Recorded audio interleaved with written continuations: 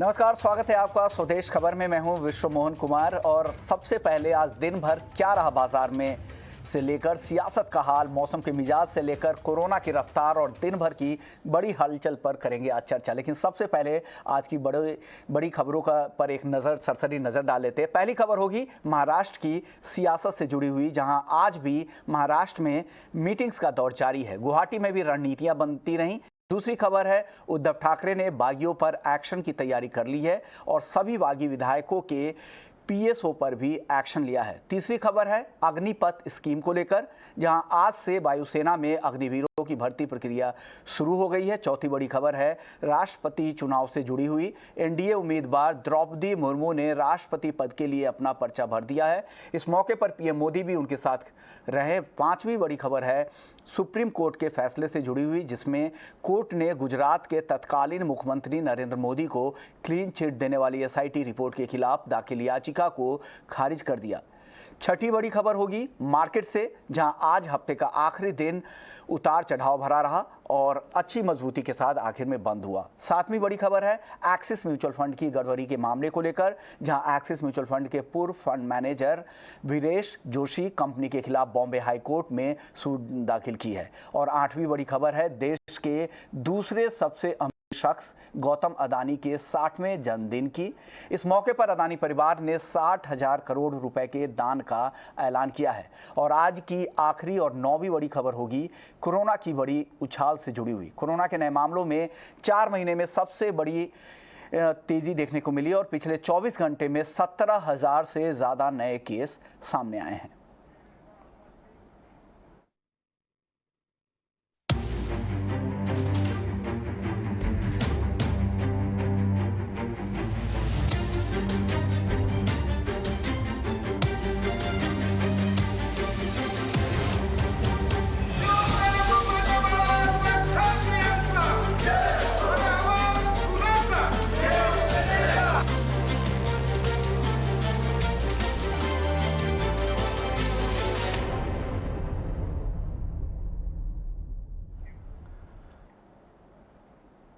और बात सबसे पहले महाराष्ट्र के सियासी संकट की लगातार बदल रहे घटनाक्रम के बीच वही सवाल फिर सामने आ रहा है, उद्धव ठाकरे सरकार का क्या होगा?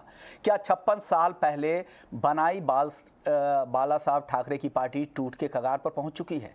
एकनाथ शिंदे अपनी अगुवाई वाले गुट को वास्तविक शिवसेना होने का दावा कर रहे हैं। एकनाथ शिंदे के गुवाहाटी से मुंबई आने की खबरें भी सियासी फिजाओं में तैर रही है। वहीं मुंबई में उद्धव ठाकरे लगातार बैठकें कर रहे हैं। आदित्य ठाकरे ने भी शिवसेना के युवा नेताओं के साथ मीटिंग की है, जिसमें उन्होंने कहा कि परिवार के लोगों ने ही धोखा दिया।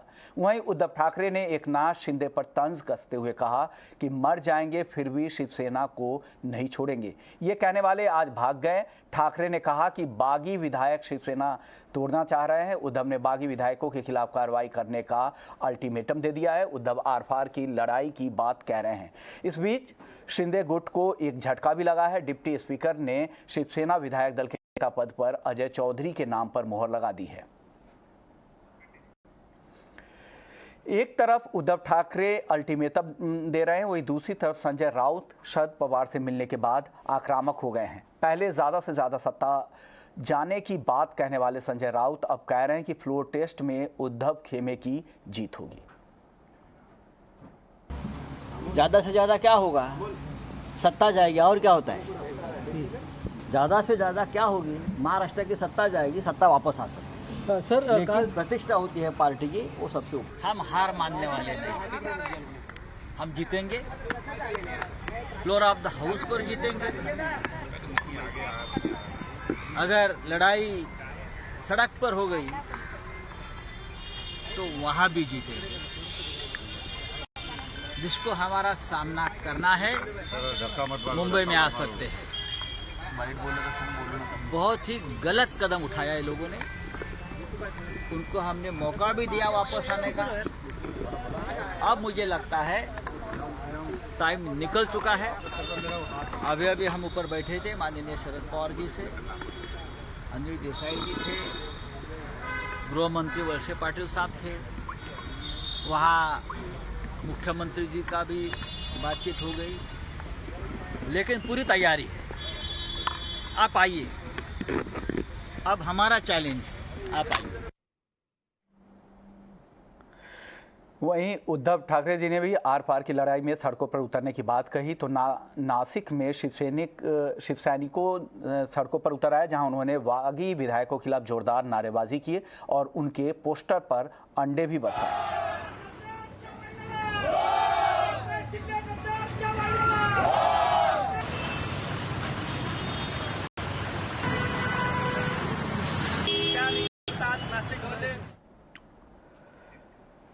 और एकनाथ शिंदे के खिलाफ अब शिवसेना ने खुलकर मोर्चा खोल दिया है। पार्टी प्रवक्ता संजय राउत ने ऐलान किया है कि महाराष्ट्र में सियासत की लड़ाई अब सड़कों पर होगी। ये रिपोर्ट देखिए।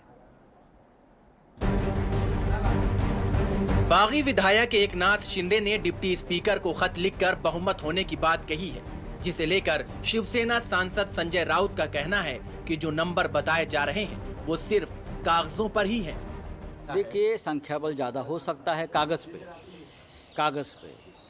अब ये लड़ाई जो है ये कानूनी लड़ाई हो जाएगी, लेजिस्लेटिव लड़ाई हो जाएगी। हमारे लोगों ने 12 विधायक जो है जिसने बगावत की भाषा की है उनके खिलाफ एक्शन लेने की शुरुआत की है। उनको डिस्क्वालिफिकेशन के लिए हमारे लोग सभापति महोदय के पास गए हैं। मुझे टेक्निकल बातें ज़्यादा मालूम नहीं, मैं नहीं बोलूँगा, लेकिन एक एक्शन चल रही है।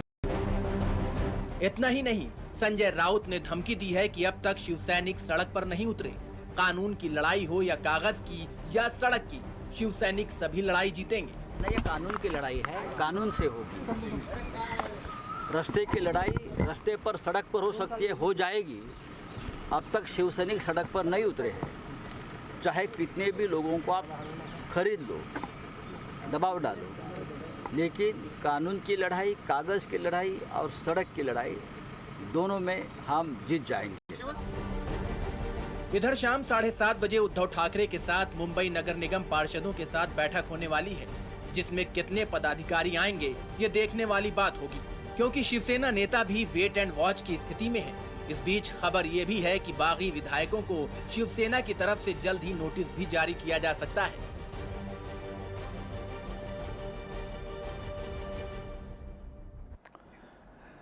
तो संजय राउत मुंबई में सड़कों पर उतरने की बात कह रहे हैं, वहीं गुवाहाटी में कांग्रेस और आरपीआई कार्यकर्ताओं ने होटल रेडिसन ब्लू के बाहर प्रदर्शन किया। ये आज की तस्वीरें हैं, जहां शिंदे गुट के विधायक होटल में ठहरे हुए हैं और उसके बाहर कांग्रेस के कार्यकर्ताओं का जोरदार प्रदर्शन हुआ। इस बीच पुलिस से भी उनकी तीखी झड़प हुई।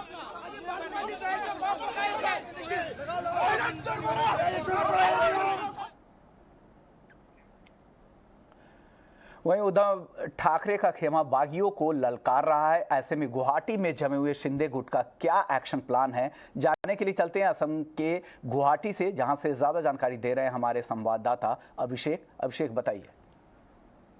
लगातार राजनीतिक गतिविधियां तेज होती नजर आ रही है। रेडिसन ब्लू होटल के बाहर हम मौजूद हैं और दो महत्वपूर्ण खबरें अगर आपको बता दें। एकनाथ शिंदे यहां से बाहर निकले हैं और किसी पर्सनल विजिट पर गुवाहाटी में ही मौजूद है और किसी भी वक्त होटल में वापस लौट सकते हैं। वहीं विधायकों का आने का दौर लगातार बरकरार है। अभी भी कुछ समय पहले दिलीप लांडे शिवसेना के एमएलए ने शिंदे कैंप को ज्वाइन किया है। उसी के चलते 38 का फिगर अब हो चुका है और टोटल अगर आपको बता दें 45 से ज़्यादा विधायक एकनाथ शिंदे के पास इस वक्त मौजूद है।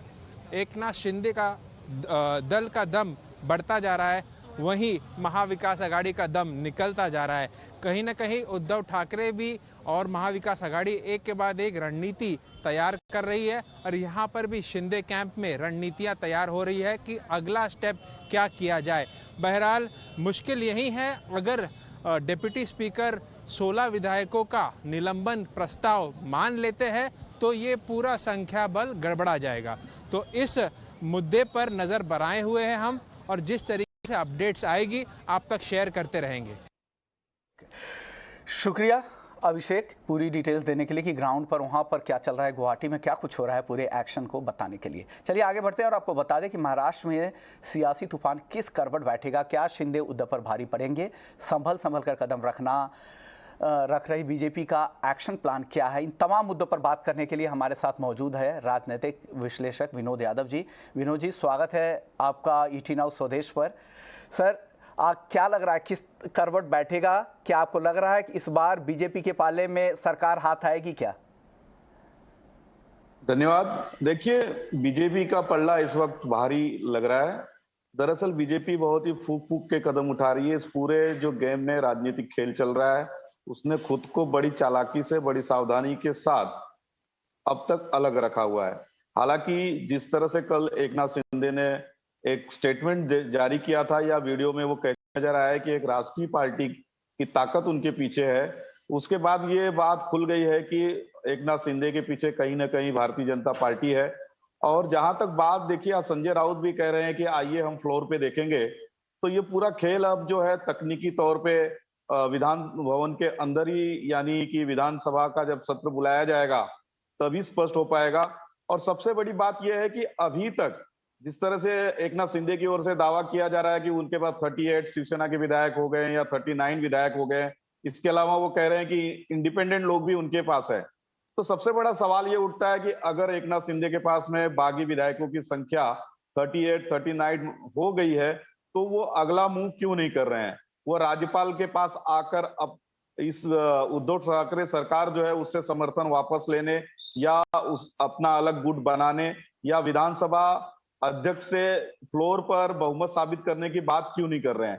तो मुझे कहीं ना कहीं लगता है, जिस तरह से मैं थोड़ी देर पहले मातोश्री के बाहर था, मैंने देखा वहां पे कि बड़ी संख्या में शिवसेना के जो कुछ स्थानीय स्तर के नेता है, यानी कि शाखा प्रमुख हो, जिला अध्यक्ष हो, जिसे विभाग प्रमुख कहा जाता है, या गट प्रमुख हो, ऐसे लोगों का लगातार मातोश्री आना जाना जारी है।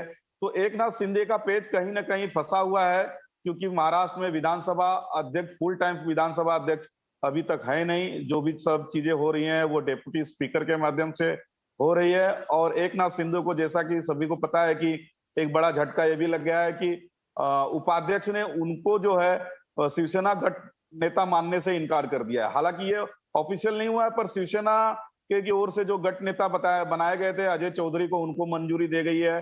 प्रतोष जो बनाए गए थे, चीफ व्हिप जो बनाए गए थे सुनील प्रभु, उनको मंजूरी दी गई है। इसका मतलब यह है कि जो आगे का खेल होने वाला है वो महाराष्ट्र विधानसभा का जो फ्लोर होगा वहां पे होगा। और अगर मैं संभावना फिर से कह रहा हूं, अगर इनके जो 38 या 39 विधायक हैं, बागी विधायक है, उसमें से 16 या कुछ भी संख्या हो सकती निलंबित कर दिए जाते हैं, तो पूरा खेल बिगड़ जाएगा। शुक्रिया विनोद जी, आपने वक्त निकाला, पूरा समझाया कि क्या कुछ हो सकता है, किस तरह करवट बैठ सकती है चीजें। चलिए आगे भी आपसे बात होगी। चलिए, लेकिन एक अहम खबर बता दें कि परमेश्वरन अय्यर नीति आयोग के नए सीईओ होंगे। उनकी नियुक्ति पर कैबिनेट की अपॉइंटमेंट कमेटी ने अपनी मोहर लगा दी है। परमेश्वर अय्यर स्वच्छ भारत मिशन के मुखिया भी रह चुके हैं। इस खबर पर और ज्यादा जानकारी के लिए चलते ईटी नाउ स्वदेश के संवाददाता प्रकाश प्रियदर्शी के पास। प्रकाश, बताइए।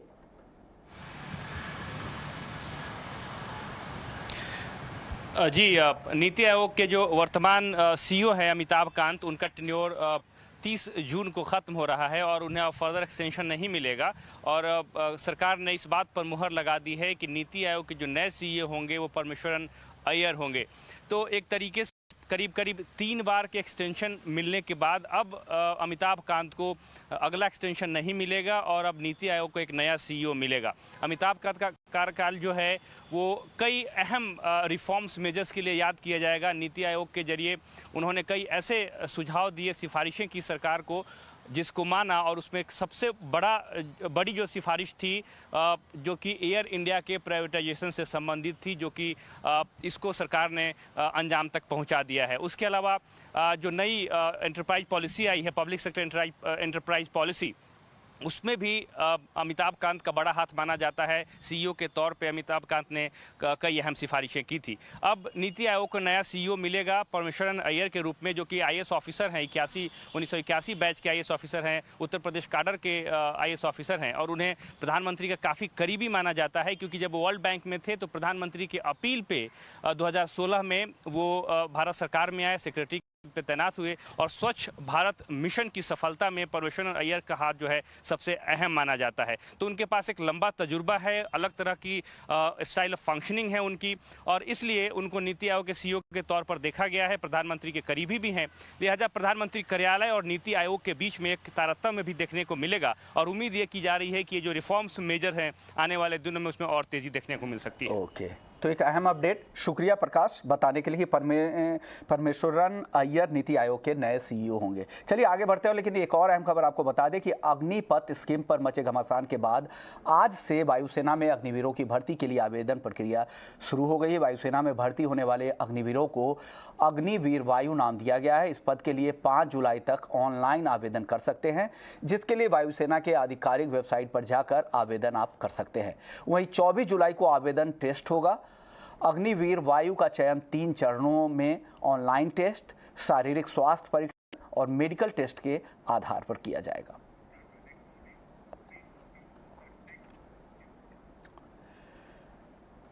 वहीं 2002 के गुजरात दंगे के मामले में जाकिया जाफरी की याचिका सुप्रीम कोर्ट से खारिज हो गई है। पूर्व कांग्रेस सांसद एहसान जाफरी की पत्नी जाकिया जाफरी ने ये याचिका दायर की थी।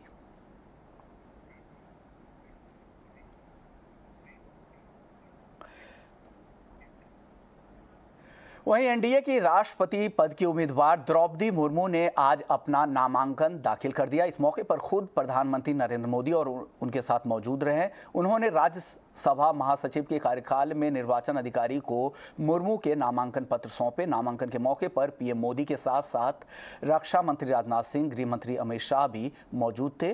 द्रौपदी मुर्मू को अपना समर्थन दे रहे बीजू जनता दल और वाईएसआर कांग्रेस के नेता भी नामांकन के मौके पर पहुंचे। द्रौपदी मुर्मू ने 4 सेटों में नामांकन दाखिल किया। नामांकन दाखिल करने से पहले मुर्मू ने संसद में महात्मा गांधी, डॉक्टर अंबेडकर और बिरसा मुंडा की मूर्तियों पर श्रद्धांजलि अर्पित की। नामांकन दाखिल करने के बाद द्रौपदी मुर्मू ने ममता बनर्जी, सोनिया गांधी और शरद पवार को फोन कर राष्ट्रपति चुनाव के लिए समर्थन मांगा। खबरों के मुताबिक समर्थन पर ममता ने हामी नहीं भरी। उन्होंने कहा कि टीएमसी तय करेगी कि क्या करना है। विपक्ष ने यशवंत सिन्हा को राष्ट्रपति पद का उम्मीदवार बनाया है। 29 जून को राष्ट्रपति पद के लिए नामांकन दाखिल करने की आखिरी तारीख है।